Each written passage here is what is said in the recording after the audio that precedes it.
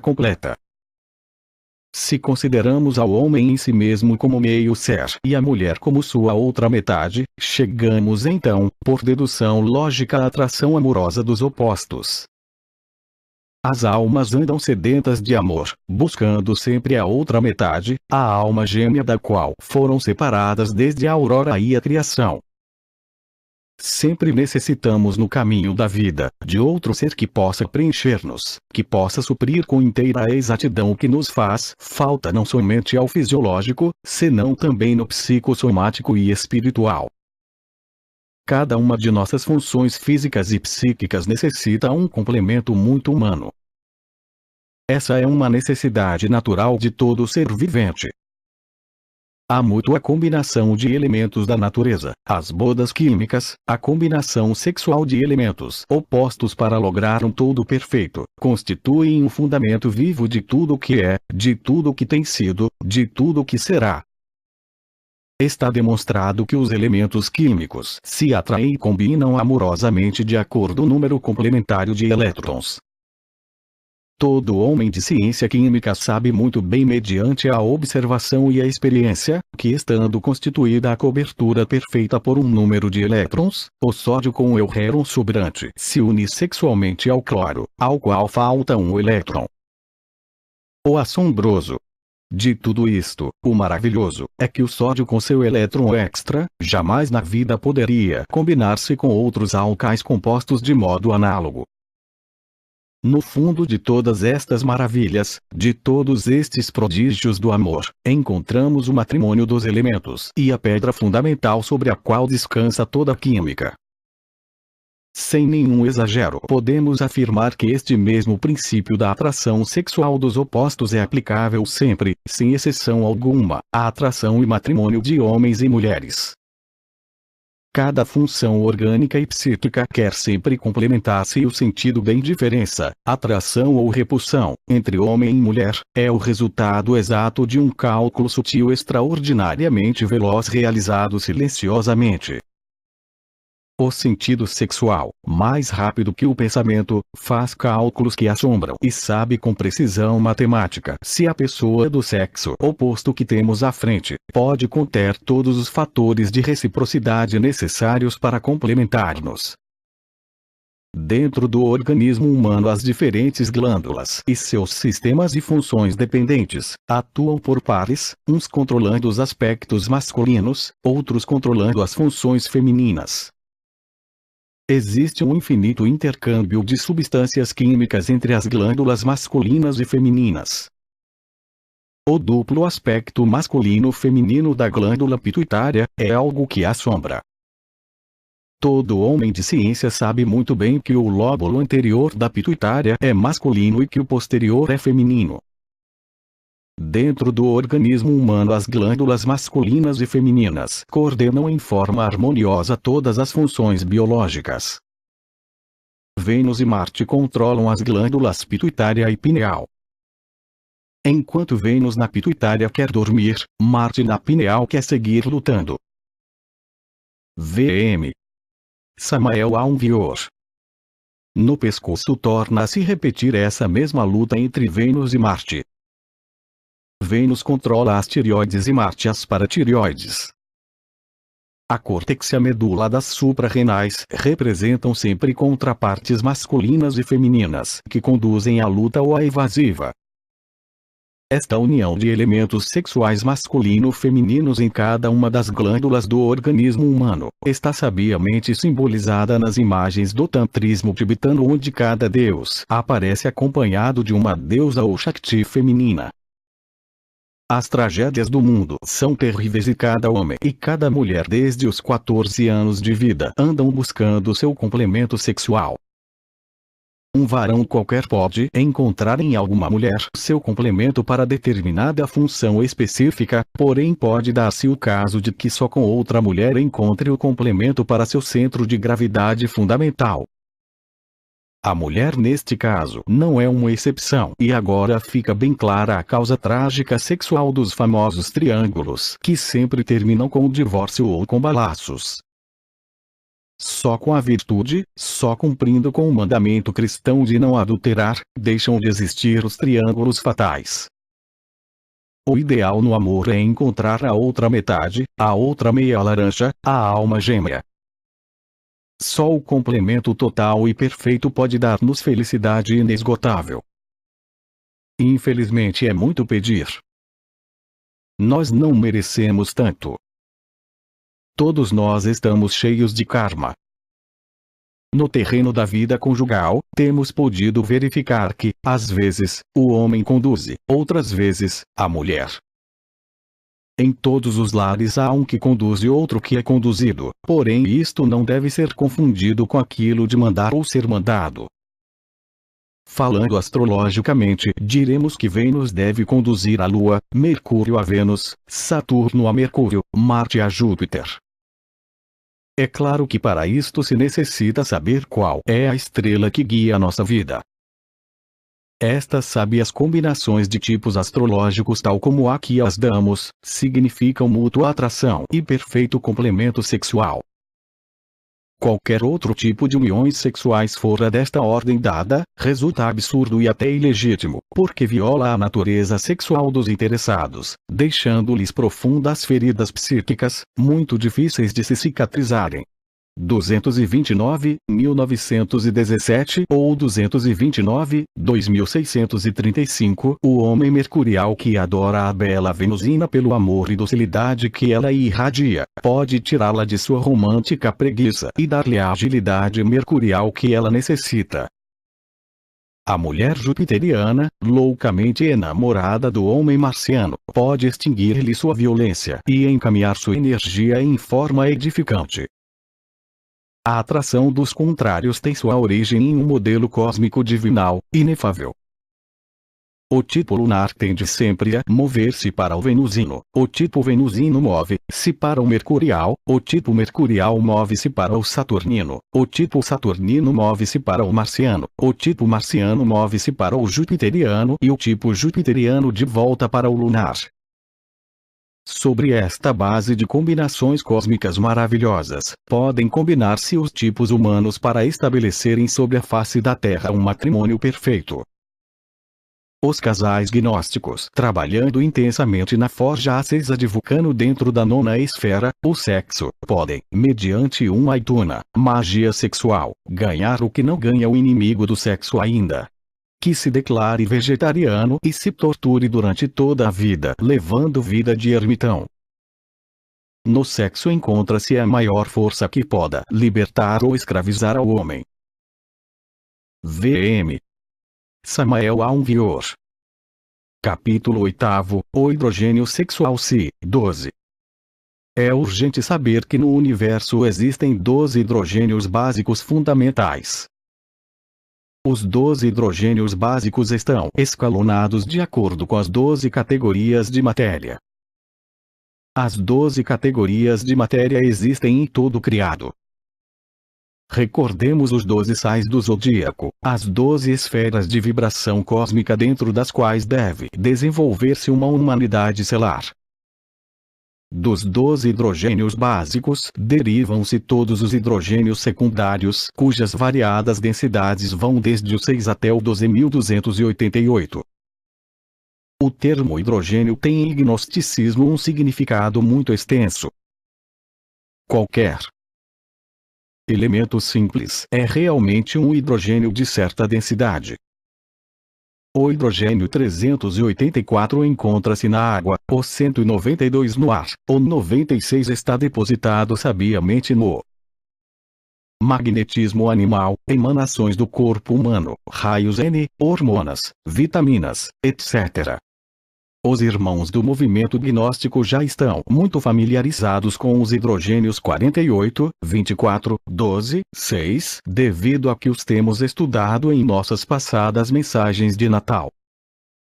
O hidrogênio 48 corresponde ao cloro, centílitros, peso atômico 35,5. O hidrogênio 24 corresponde à fluorina, Fl, peso atômico 19. O hidrogênio 12 corresponde ao hidrogênio da química, peso atômico 1. O carbono, o nitrogênio e o oxigênio têm os pesos atômicos de 12, 14 e 16. O hidrogênio 96 corresponde ao bromo, Br, peso atômico 80. O hidrogênio 192 corresponde ao iodo, peso atômico 127. Este interessantíssimo tema dos hidrogênios pertence ao ramo da química oculta ou química gnóstica e, como quer que seja demasiado difícil, para bem de nossos estudantes, preferimos estudá-lo pouco a pouco, em cada uma de nossas mensagens de Natal. Passemos agora a estudar o famoso hidrogênio sexual Si-12, o maravilhoso hidrogênio criador que sabiamente se elabora na fábrica do organismo humano. A comida passiva do prato passa dentro do organismo humano por muitas transformações, refinamentos e sutilizações que se processam dentro da escala musical, do Ré Mi Fá Sol Lá Si. A comida passiva do prato começa com Do. O quimo resultante da primeira etapa de transformação segue com Ré, o alimento muito refinado que passa osmoticamente a corrente sanguínea, continua com Mi e assim sucessivamente segue os processos até ficar elaborado o melhor de todo o organismo, o maravilhoso elixir, o licor seminal com seu hidrogênio 12 na nota Si. O hidrogênio sexual Si-12 encontra-se no sêmen. Ele é o poder criador do terceiro logos. A primeira oitava musical do Ré Mi Sol Lá Si corresponde exatamente à fabricação do hidrogênio sexual Si-12 dentro do organismo humano. Um choque muito especial mediante uma aituna, magia sexual, permite ao hidrogênio sexual Si-12 passar a uma segunda oitava musical do Ré Mi Sol Lá Si, cujo resultado vem a ser a cristalização do hidrogênio sexual Si-12 na forma extraordinária do corpo astral. Isto é o que se chama transmutar chumbo em ouro. É urgente transmutar a carne e o sangue no corpo astral. Um segundo choque mediante uma aituna, magia sexual, permite ao hidrogênio sexual Si-12 passar a uma terceira oitava musical do Ré Mi, Fá Sol Lá Si, cujo resultado vem a ser a cristalização do hidrogênio sexual Si-12 na forma extraordinária do corpo mental, corpo de paraíso. Um terceiro choque mediante uma aituna, magia sexual, permite ao hidrogênio Si-12 passar a uma quarta oitava musical do Ré Mi Fá Sol Lá Si, cujo resultado é a cristalização do hidrogênio sexual Si-12 na forma magnífica do corpo da vontade consciente ou corpo causal. VM. Samael Aunvior. O hidrogênio sexual Si-12 é semente ou fruto e o surpreendente é que cristaliza sempre em organismos de carne e osso. Recordemos que o corpo físico é o resultado do hidrogênio sexual Si-12.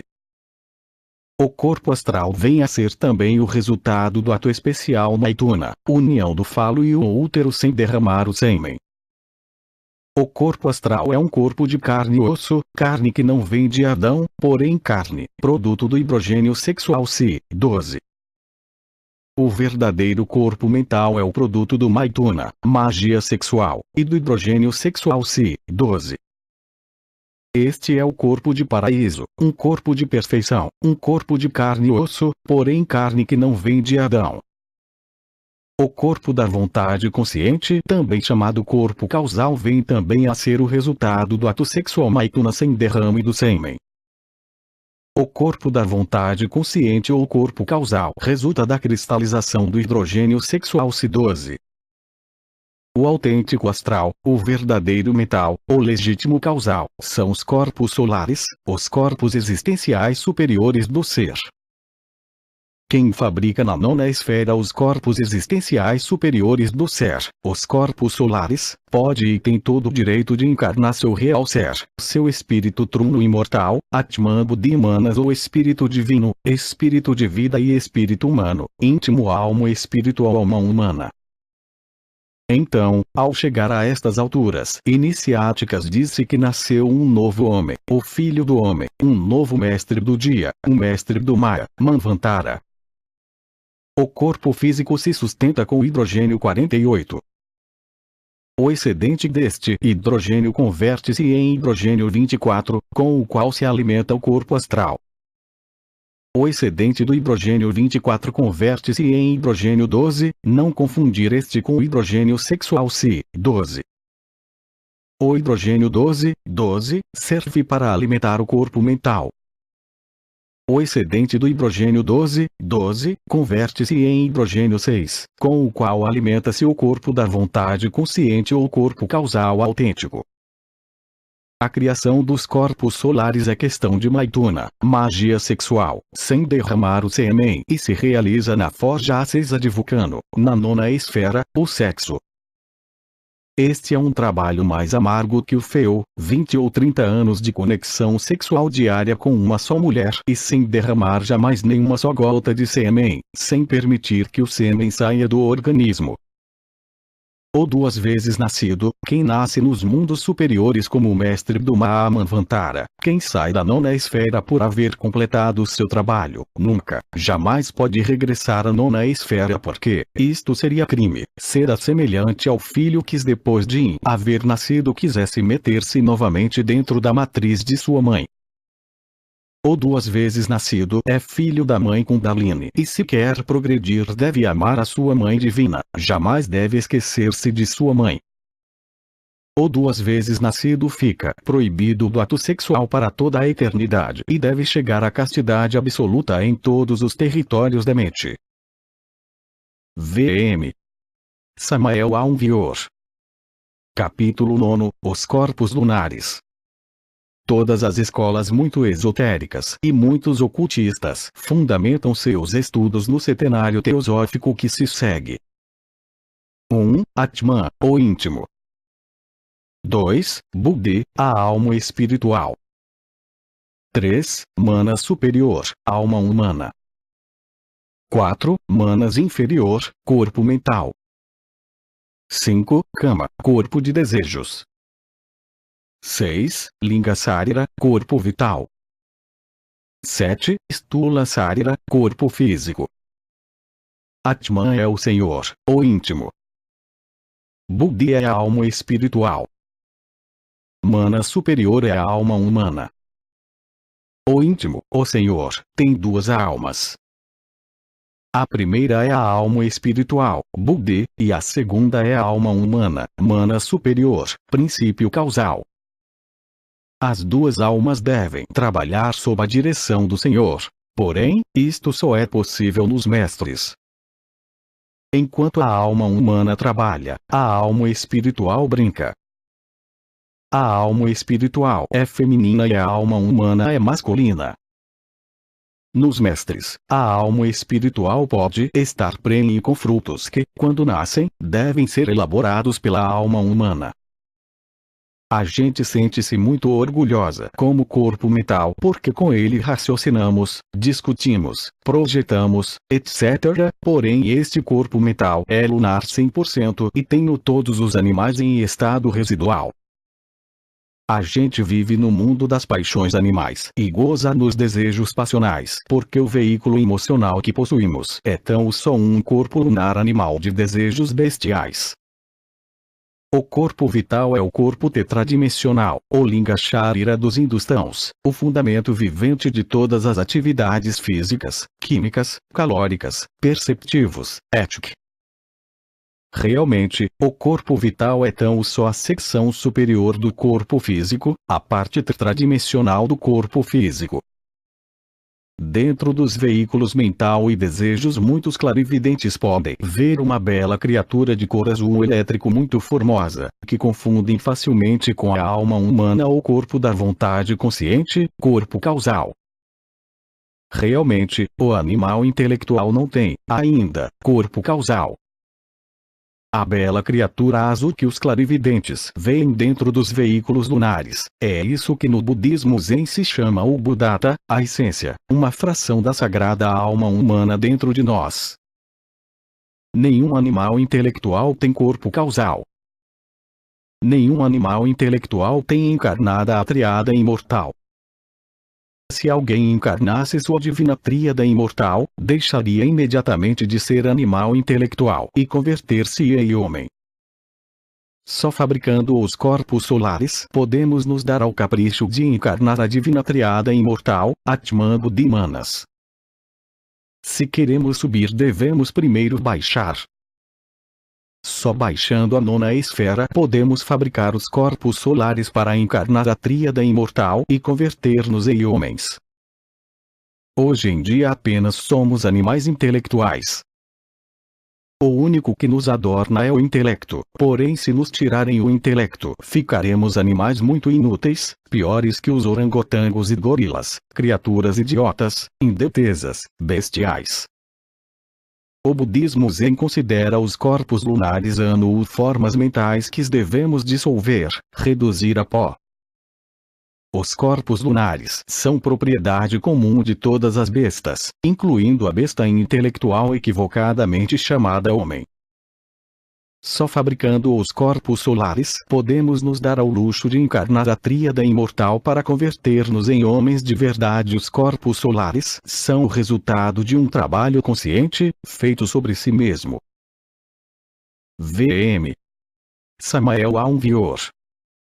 Só baixando a nona esfera podemos fabricar os corpos solares e encarnar a tríada imortal para nascer nos mundos superiores como novos mestres do Mahamanvantara. O animal intelectual vive durante as horas do sono e depois da morte nos mundos suprassensíveis, com corpos lunares. Ditos corpos são muito frios e fantasmais. Os corpos solares são chamas viventes, radiantes, sublimes. Recordai que os anjos, arcanjos, mestres, etc., usam corpos solares. O autêntico corpo astral solar é um veículo de rumo e osso, porém, carne que não vem de Adão, um corpo de incalculável beleza e suprema felicidade. O legítimo corpo mental solar é o corpo de paraíso, um corpo de carne e osso, porém carne que não vem de Adão, um corpo de natureza feminina, receptiva. O verdadeiro corpo mental solar está mais além do raciocínio, é um veículo para compreender. Aqueles que possuem o verdadeiro corpo mental solar, não necessitam aceitar, nem repelir, compreendem e isso é tudo. O autêntico corpo mental solar tem 300.000 clãs ou centros magnéticos e cada clã deve vibrar ao mesmo tom sem esforço algum. O corpo mental solar, com suas 300.000 clãs, é formidável, maravilhoso. O adepto que possui um veículo mental solar plenamente desenvolvido, recebe e compreende a verdade de momento em momento sem o tremendo batalhar do pensamento. O legítimo corpo da vontade consciente permite ao adepto ter imortalidade consciente. O legítimo corpo da vontade consciente permite ao adepto realizar ações nascidas da vontade consciente. O legítimo corpo da vontade consciente permite ao adepto determinar circunstâncias. Todo mestre que nasceu nos mundos superiores, deve eliminar os corpos lunares. Estes constituem nosso remanescente animal que vem dos antigos tempos. Os desencarnados comuns e correntes, vestidos com seus corpos lunares, parecem sonâmbulos inconscientes, frios, fantasmas, vivendo no passado. O animal intelectual é lunar 100% e realmente não é verdadeiro homem. Só fabricando os corpos solares nos convertemos em homens verdadeiros. VM. Samael Aunvior. Capítulo 10.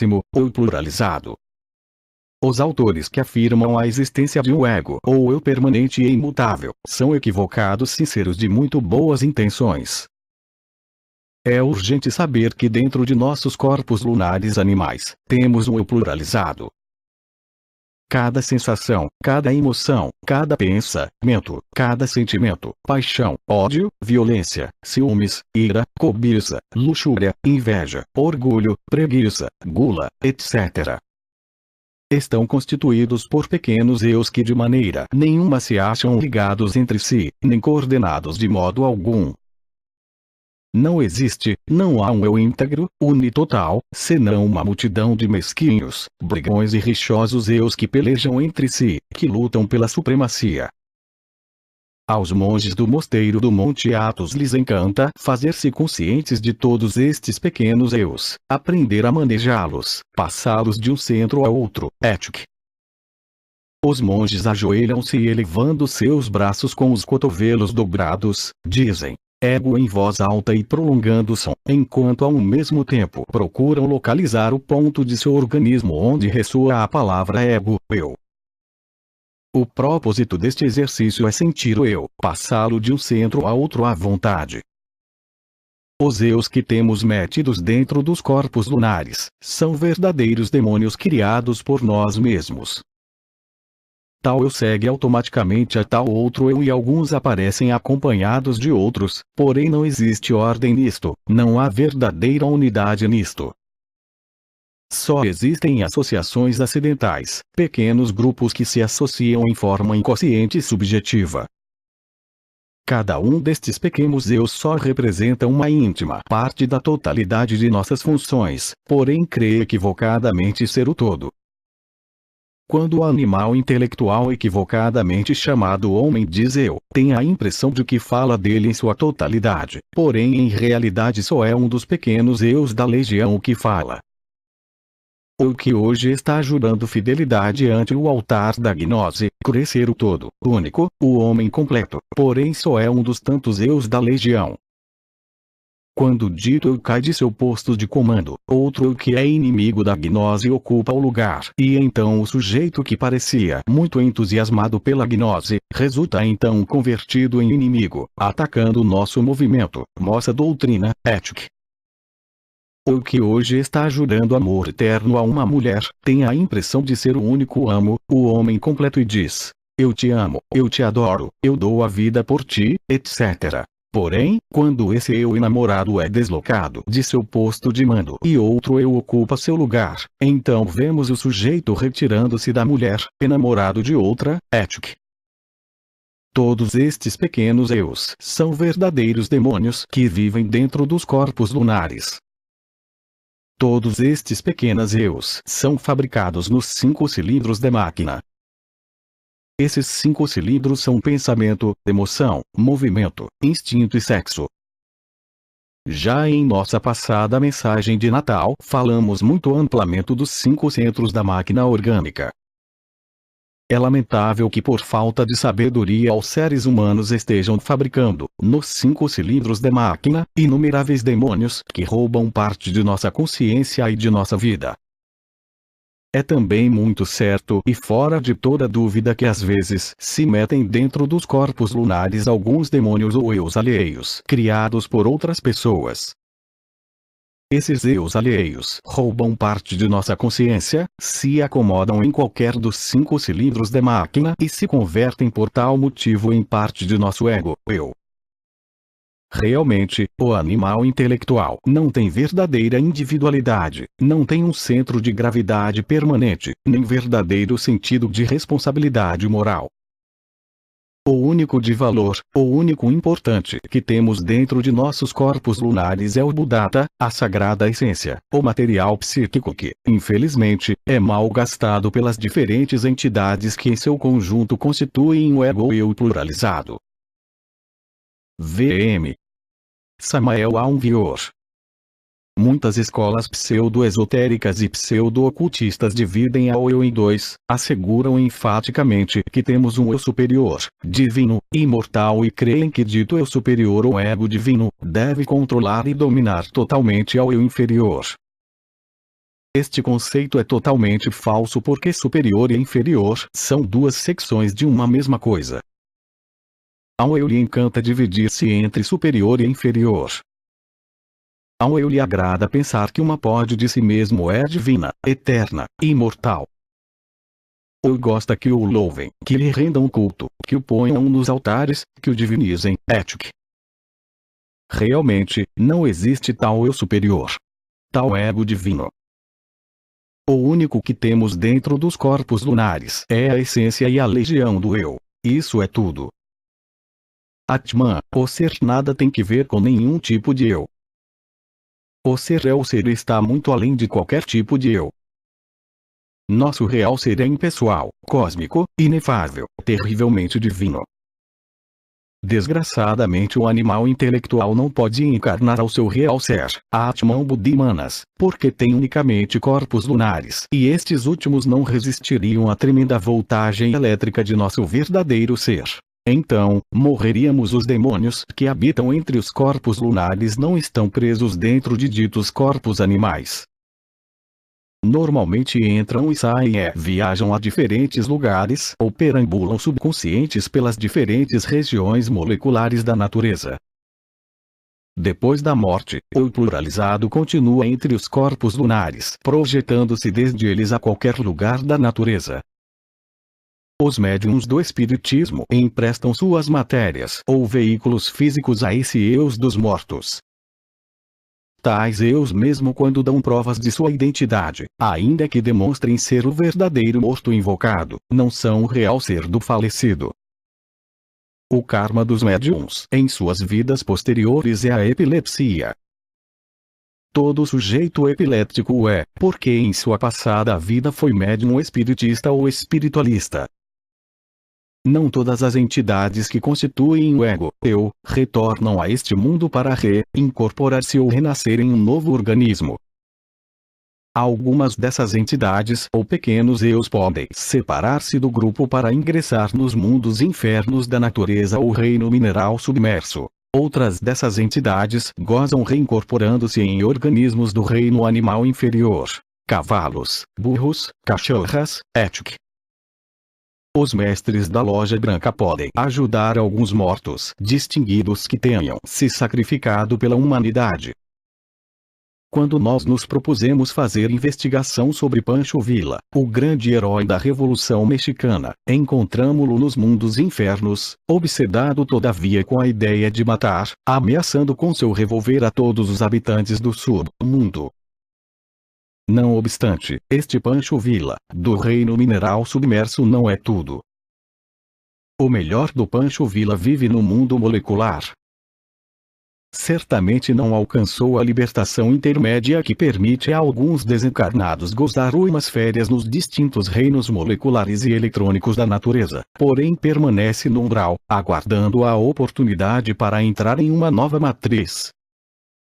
Isso que se reincorporará daquele que foi Pancho Villa, não será jamais o Pancho Villa dos mundos infernos, o terrível assassino, senão o melhor do general, aqueles valores que se sacrificaram pela humanidade, aqueles valores que deram seu sangue pela liberdade de um povo oprimido. O desencarnado general, ou melhor dito, os valores realmente úteis do general, retornarão, reincorporarão e a grande lei pagar-lhe-á seu sacrifício levando até a primeira magistratura da nação. Citamos o general Pancho Villa, a modo ilustrativo para nossos leitores. Este homem recebeu especial ajuda devido ao grande sacrifício pela humanidade.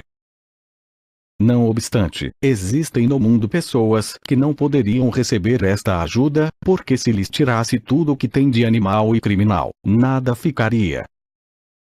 Essa classe de bestas humanas deve entrar nas involuções dos mundos, infernos da natureza. V.M. Samael Aunvior. Certo iniciado sofria o indizível porque nos mundos internos fracassava em todas as provas de castidade, apesar de que no mundo físico havia alcançado perfeita castidade. Aquele iniciado se mortificava e clamava e suplicava pedindo ajuda superior à sua própria mãe Kundalini. Sua mãe divina lhe ajudou.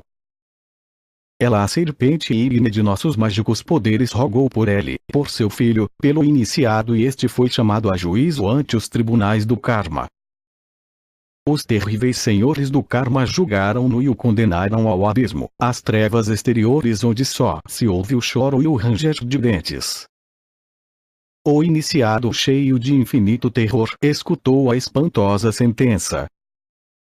O verdugo cósmico levantou a espada e dirigiu ameaçadoramente contra o espantado irmão, porém sentiu que algo se movia dentro, em seu interior, e assombrado viu sair de seus corpos lunares um eu fornicário, uma entidade que havia sido criado por ele mesmo em antigas reencarnações.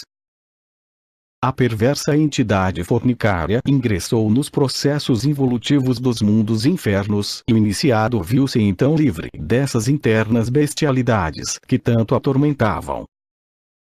Realmente, o ego é uma soma de entidades distintas, diferentes. Não existe um eu permanente e imutável. O único que existe dentro de nossos corpos lunares é o eu pluralizado, legião de diabos. V.M. Samael Aun Weor. Capítulo 11, o Kundalini. Falando sobre ocultismo oriental, afirmamos que, em matéria de esoterismo tântrico, há muito material para investigar, estudar, analisar. Em toda a Ásia existe multidão de escolas que estão de acordo com a virtude da continência e a não ejaculação do licor seminal. Umas são partidárias do sistema de celibato ou brahmacharya, outras do maituna ou conexão sexual moderada e sem apego, porém desgraçadamente com orgasmo e ejaculação do precioso licor seminal. As legítimas escolas tântricas brancas da Índia, China, Tibete, Japão, etc., ensinam o Sahaja Maituna, magia sexual, sem derramamento de licor seminal. Em certas escolas tântricas muito incompletas da Índia, o Sahaja Maituna, magia sexual, só se realiza uma única vez na vida, sob a direção do Guru, quem vigia o despertar do fogo sagrado e orienta sua ascensão inteligentemente ao longo ao canal medular, com passes magnéticos em posição das mãos. Estamos informados de que antes de realizar este trabalho de sexo yoga, tanto o sadhaka, como a sadhaka, passam por uma intensiva preparação em técnicas bata yogísticas, bandhas, mudras, kriyas, pratyahara, dharana, dhyana, etik. Para esses yogis tântricos o bata e raja yoga estão intimamente relacionados e formam um todo único. Todas estas práticas de yoga conduzem ao yogi e a yogina até o maituna, magia sexual. Neste ato, segundo informações recebidas, se aplicam o Keshari Mudra e Vajroli Mudra e depois de iniciar a dança de Shiva e Shakti, sentam-se a meditar yogi e yogina de costas um contra o outro, espinha dorsal contra espinha dorsal, com o propósito de lograr um completo domínio mental e respiratório emocional. Depois vem a conexão sexual em Siddhasana ou Vajrasana, ou a yogina é elevada no ar por umas vestais e o yogi se conecta com ela em Urdhva Padmasana, para facilitar o Urdhvareta, e absorver o sêmen que deve chegar até o cérebro. Todas as informações recebidas do Hindustão dizem que depois de lograda a imobilidade de manas, prana e apana, o yogi seminiza seu cérebro, e levanta o kundalini definitivamente, porém esta prática na Índia é só para os yogavataras. O Kama Kalpa da Índia ensina todas as asanas ou posturas sagradas do Maituna. É claro que muitas dessas posturas não servem para o mundo ocidental e outras são demasiado escandalosas. Normalmente o yogi hindustão senta-se com as pernas cruzadas ao estilo do Buda e a yogina senta-se sobre as pernas do yogi, cruzando estas em forma tal que o corpo do yogi fica envolto entre as pernas da yogina. Então vem a conexão sexual, retirando-se o casal antes do espasmo para evitar a ejaculação do sêmen. Na Idade Média muitos gnósticos praticavam o maituna com virgens vestais e a esta prática denominavam virgini subintroductus, magia sexual. O virgini subintroductus com virgens vestais era formidável. Praticava-se em forma de careza, sem deflorá-las. Deitados de lado o varão e sacerdotisa, vinha a conexão sexual. O varão subintroduzia com sumo cuidado o palo na parte compreendida entre os lábios vaginais e o ímen. Com o tempo, o ímen ia se tornando elástico e a introdução chegava a ser cada vez mais profunda e a mulher continuava sendo virgem. Assim nunca perdia sua virgindade. Conservava-se virgem para toda a sua vida e com ela se realizava o homem, levantando o kundalini pelo canal medular.